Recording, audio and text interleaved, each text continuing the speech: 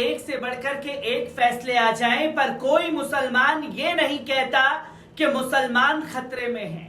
यहां एक फैसला मुसलमानों के हक में क्या आ गया तो सुप्रीम कोर्ट के सेकुलरिज्म को लेकर के सवाल उठने लगे, सुप्रीम कोर्ट की भूमिका पर सवाल खड़े होने लगे और यह बताया जाने लगा कि सुप्रीम कोर्ट के इस फैसले से हिंदू खतरे में आ गया है।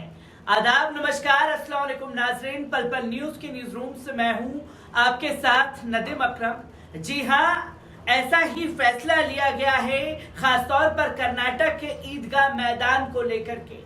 जहां कर्नाटक का नाम सामने आता है तो तमाम तस्वीरें दिमाग में रिकॉल होना शुरू हो जाती हैं, जिसके चलते कर्नाटक में बवाल मचाने की कोशिश की जाती है। कभी हिजाब के नाम पर तो कभी अजान के नाम पर, कभी तस्वीरें सामने आएंगी कि मुसलमानों का बहिष्कार होना चाहिए, मुसलमानों को सामान नहीं बेचना चाहिए, तो कभी हत्याओं के मामले में भी मुसलमानों को घसीटने की कोशिश की जाएगी। और अगर किसी मुसलमान की हत्या कर्नाटक में हो जाएगी तो खुद कर्नाटक की भारतीय जनता पार्टी सरकार मामले में बचती हुई दिखाई देगी। और एक ताजे मामले को जन्म देने की कोशिश की गई, जहां ईदगाह मैदान में गणेश चतुर्थी मनाने के लिए प्रशासन से इजाजत मांगी गई, जहां संघी मानसिकता से जुड़े हुए लोग ईदगाह मैदान को टारगेट कर रहे थे कि गणेश चतुर्थी अगर मनाएंगे तो इसी ईदगाह के मैदान में मनाएंगे, कहीं और नहीं मनाएंगे। प्रशासन को प्रेशर बनाने की कोशिश की गई तो मामला कोर्ट पहुंचा। निचली अदालत ने फैसला सुनाने से तमाम चीजें रखी तो मामला सुप्रीम कोर्ट पहुंच गया और सुप्रीम कोर्ट ने संघी मानसिकता से जुड़े हुए लोगों को आईना दिखाया और साफ शब्दों में कहा कि गणेश चतुर्थी कहीं और भी मनाई जा सकती है, ईदगाह मैदान पर ही क्यों मनानी है। बस ये कहना कुछ भक्तों को बुरा लग गया तो तमाम तरीके से सवाल खड़े कर रहे हैं और किस तरीके से आर्ग्यूमेंट ईदगाह मैदान को लेकर के सुप्रीम कोर्ट में हुए हैं, एक बार इस पर नजर डालते हैं। कर्नाटक हाईकोर्ट ने ईदगाह मैदान में गणेश चतुर्थी अनुष्ठान की अनुमति को चुनौती देने वाली याचिका को सिरे से खारिज कर दिया है। कोर्ट ने कहा कि हुबली धारवाड़ के ईदगाह मैदान में गणेश चतुर्थी का आयोजन किया जा सकता है। साथ ही अदालत ने साफ कर दिया कि ईदगाह वाली जमीन को लेकर कोई विवाद ही नहीं है। सरकार की तरफ से दलील दी गई कि संपत्ति विवाद है, जिसे कोर्ट ने खारिज कर दिया। उधर बेंगलोर के ईदगाह मैदान में गणेश पूजा के आयोजन पर सुप्रीम कोर्ट ने मंगलवार को पूरी तरीके से रोक लगा दी। कर्नाटक वक्फ बोर्ड की याचिका पर सुनवाई करते हुए कोर्ट ने यथास्थिति बनाए रखने के निर्देश दिए। इसके बाद दोनों पक्षों को विवाद के समाधान के लिए कर्नाटक हाईकोर्ट जाने का आदेश दिया। कर्नाटक हाईकोर्ट की एक बेंच ने अधिकारियों को इस पर फैसला लेने को कहा था, जिसके बाद पूजा की अनुमति दी गई थी। फैसले के खिलाफ कर्नाटक वक्फ बोर्ड ने सुप्रीम कोर्ट का दरवाजा खटखटाया था। चीफ जस्टिस यूयू ललित ने मंगलवार सुबह ही मामले की सुनवाई के लिए 3 जजों की बेंच बनाई थी। इसमें justice Indira Banerjee, justice S ओका और जस्टिस एम सुंदरेशन शामिल हैं। कर्नाटक हाईकोर्ट की एक बेंच ने 26 अगस्त को राज्य सरकार को एक निर्देश जारी किया था।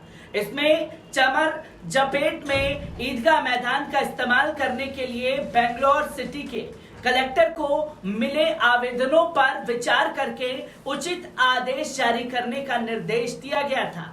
इसके बाद हुबली धारवाड़ नगर निगम ने यहां 3 दिनों के लिए गणेश प्रतिमा स्थापित करने की अनुमति देने का फैसला किया था।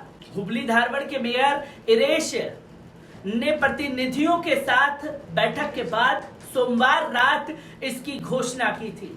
महापौर ने बताया कि 6 संगठनों ने गणेश प्रतिमा स्थापित करने की अनुमति मांगी थी। कांग्रेस पार्षदों ने इसका विरोध किया था। डीसीपी लक्ष्मण बी ने कहा कि ईदगाह मैदान के पास सुरक्षा व्यवस्था पुख्ता इंतजाम किए गए हैं। पिछले 15 दिनों से बदमाशों पर कार्रवाई की जा रही है। गणेश चतुर्थी को लेकर हमने सभी समुदायों के नेताओं के साथ शांति बैठक की है। इसके साथ ही चमरजा पेट में करीब 1600 पुलिसकर्मियों को तैनात किया गया है। इसके अलावा 3 डीसीपी, 21 एसीपी, लगभग 49 निरीक्षक, 130 पीएसआई और रैपिड एक्शन फोर्स को शांति और सद्भाव सुनिश्चित करने के लिए तैनात किया गया है। ईदगाह मैदान के हक में सुप्रीम कोर्ट का फैसला आने के बाद तमाम अंधभक्त जो हैं वो बुरी तरीके से बौखला गए हैं, जिसमें अनुपम नाम का युवक लिखता है कि सुप्रीम कोर्ट का फैसला आया है कि ईदगाह मैदान में गणेश चतुर्थी का आयोजन नहीं होगा। फिर तो राम और कृष्ण के नाम पर जो 7000 गांव हैं वहां किसी भी प्रकार के इस्लामी आयोजन नहीं होने चाहिए। 500 गांव तो गणेश जी के नाम पर है जहां मुहर्रम नहीं होगा। भारत में कितने पाकिस्तान बन गए हैं ये हमें खुद को भी अंदाजा नहीं है। एक और युवक लिखता है कि सरकारी ईदगाह मैदान में गणेश चतुर्थी पूजा की अनुमति न देकर सुप्रीम कोर्ट ने सेकुलरिज्म को बचा लिया है। अब यहां सवाल ये खड़ा होता है कि 365 मुकदमे अगर मुसलमानों के खिलाफ आते हैं तो हर कोई सुप्रीम कोर्ट के जजमेंट का स्वागत करता है, उनके फैसले को लेकर के लोकतंत्र के हिसाब से तमाम बातों को मानता है। कोई भी सुप्रीम कोर्ट के ऊपर सवाल नहीं खड़े करता। कोई भी अगर सवाल खड़े करता है तो उस जजमेंट को लेकर के।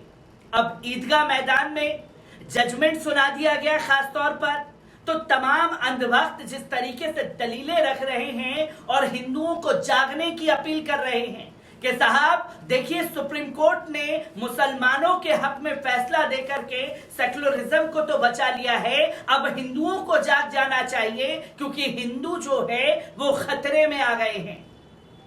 और जिस तरीके की बदमाशी शासन प्रशासन द्वारा की गई ईदगाह मैदान को लेकर के तमाम तस्वीरें लोगों के सामने हैं, जहां मामला के कर्नाटक के हाई कोर्ट में पहुंचा और कर्नाटक हाई कोर्ट में पहुंचने के बाद जो जजमेंट सामने आया उस पर सवाल खड़े हुए तो तुरंत वक्फ बोर्ड सुप्रीम कोर्ट का रुख करता है और जस्टिस योयो ललित की बेंच जो कि सुनवाई करती है तो साफ शब्दों में ये कहा जाता है कि गणेश चतुर्थी किसी और जगह पर भी मनाई जा सकती है, पर यही क्यों मनानी है इसका जवाब सुप्रीम कोर्ट ने मांगा तो जवाब न दे सके और सुप्रीम कोर्ट को इनकार करना पड़ा कि यहां कोई गणेश चतुर्थी नहीं मनाई जाएगी, दूसरी जगह मनाई जाएगी।